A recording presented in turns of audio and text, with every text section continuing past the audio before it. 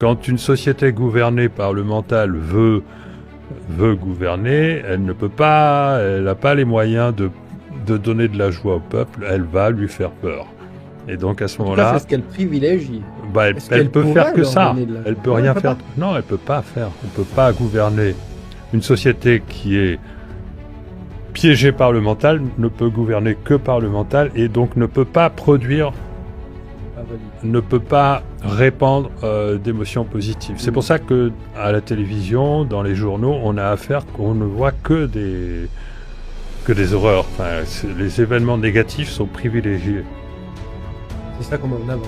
C'est ça qu'on met en avant.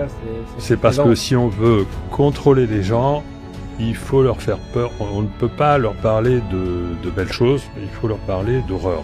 On est dans une société qui a privilégié le mental et qui a oublié qu'il y avait quelque chose de supérieur au mental et qui sont les émotions telles que la joie, l'amour, mais aussi les émotions, celles qui donnent du courage, de la souveraineté intérieure, etc. Évidemment, on va avoir un énorme problème si on croit que l'intelligence artificielle est intelligente d'une part et si on croit qu'elle est consciente d'autre part. Ça, c'est sûr. Ça va être exploité par les autorités pour nous faire accepter un système de contrôle.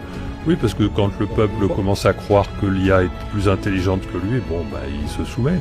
À partir du moment où, pendant plusieurs siècles, on a développé une pensée erronée, c'est-à-dire une vision du monde erronée, ne nous permettant pas de comprendre la nature de la réalité ni celle de l'humain, eh bien, il était normal qu'on en arrive à l'effondrement de notre civilisation, qui est ce qu'on vit aujourd'hui, à l'heure actuelle. Le numérique et maintenant l'intelligence artificielle sont exploités pour contrôler les peuples, c'est-à-dire qu'on ne fait pas confiance. Et de toute façon, on ne prône pas du tout l'élévation de conscience des peuples. On va plutôt dans le sens inverse. Notre réalité est une réalité de conscience et pas une réalité de matière. Et cette réalité de conscience, elle est formée par nos pensées agissantes.